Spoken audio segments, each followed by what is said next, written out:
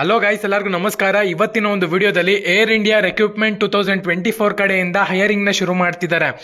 Air ಇಂಡಿಯಾನಲ್ಲಿ ನೀವು ಕೆಲಸ ಮಾಡಬೇಕು ಅಂದ್ರೆ 10th ಪಾಸ್ ಆಗಿದ್ರೆ ಸಾಕು, ನೀವು ಕೆಲಸ ಮಾಡಬಹುದು. ಯಾವ ರೀತಿ ಅಪ್ಲೈ ಮಾಡುವಂಥದ್ದು, ಏನೆಲ್ಲ ಒಂದು ಪ್ರೊಸೀಜರ್ ಇದೆ, ಇವತ್ತಿನ ಒಂದು ವಿಡಿಯೋದಲ್ಲಿ ಕಂಪ್ಲೀಟ್ ಮಾಹಿತಿನ ತಿಳಿಸ್ಕೊಡ್ತೀನಿ. ಚಾನಲ್ಗೆ ಇನ್ನೂ ಸಬ್ಸ್ಕ್ರೈಬ್ ಮಾಡಲಿಲ್ಲ, ದಯವಿಟ್ಟು ಸಬ್ಸ್ಕ್ರೈಬ್ ಮಾಡಿ ಮತ್ತೆ ಬೆಲ್ ಐಕಾನ್ ಕ್ಲಿಕ್ ಮಾಡೋದು ಮರಿಬೇಡಿ. ಸಬ್ಸ್ಕ್ರೈಬ್ ಮಾಡಿದ್ರೆ ಮಾತ್ರ ನಿಮಗೆ ನೋಟಿಫಿಕೇಶನ್ ಬರುತ್ತೆ, ಅದಕ್ಕೆ ಸಬ್ಸ್ಕ್ರೈಬ್ ಮಾಡ್ಕೊಂಡು ಬೆಲ್ ಐಕಾನ್ ಕ್ಲಿಕ್ ಮಾಡಿ. ಸೊ ಬನ್ನಿ ವಿಡಿಯೋನ ಸ್ಟಾರ್ಟ್ ಮಾಡೋಣ ಅಂತ.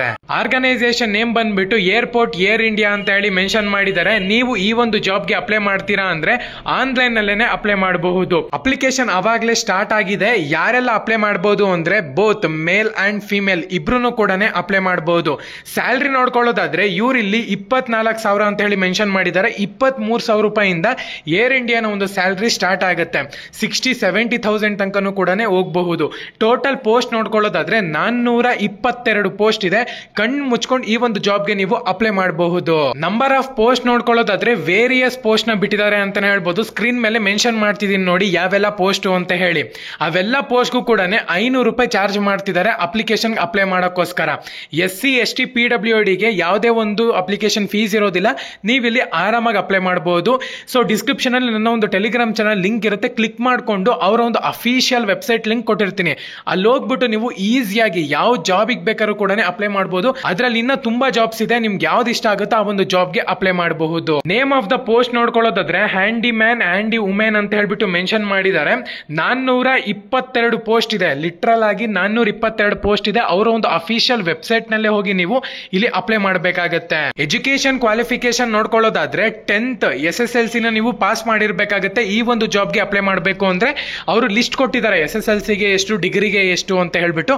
ಅದನ್ನ ನೋಡಿ SSLC ನೀವು ಆಗಿದ್ದೀರಾ ಅಂದ್ರೆ ಅಪ್ಲೈ ಮಾಡಬಹುದು. ವೇಕೆನ್ಸಿ ರಿಸರ್ವೇಶನ್ ನೋಡ್ಕೊಳ್ಳೋದಾದ್ರೆ ಆಲ್ ಇಂಡಿಯಾ ಸ್ಟೂಡೆಂಟ್ಸ್ ಅಪ್ಲೈ ಮಾಡಬಹುದು ಅಂತ ಹೇಳಿದ್ದಾರೆ.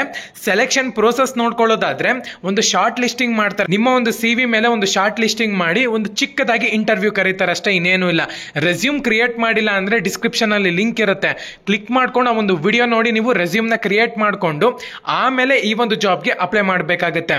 ನೀವು ಅಪ್ಲೈ ಮಾಡಲೇಬೇಕು ಈ ಒಂದು ಜಾಬ್. ಯಾಕಪ್ಪ ಅಂದ್ರೆ 10th ಮೇಲೆ ಈ ಒಂದು ಜಾಬ್ಗೆ ಕರಿತಿರೋದ್ರಿಂದ. ಇವರಿಲ್ಲಿ ಡಾಕ್ಯುಮೆಂಟ್ಸ್ ರಿಕ್ವೈರ್ಮೆಂಟ್ಸ್ ಇಟ್ಟಿರುವಂತದ್ದು 10th SSLC certificate, other higher educational certificate, Aadhaar card, ITI certificate, caste certificate, PWD certificate, sports certificate ಅಂತ ಹೇಳ್ಬಿಟ್ಟು ಮೆನ್ಷನ್ ಮಾಡಿದ್ದಾರೆ. ಇಷ್ಟು ನೀವು ಇಫ್ ಅಪ್ಲಿಕೇಬಲ್ ನಿಮ್ಗೆ ಬೇಕು ಅಂತ ಹೇಳೋದಾದ್ರೆ ಇದ್ರ ಜೊತೆಗೆ ನೀವು ಅಪ್ಲೈ ಮಾಡಬಹುದು.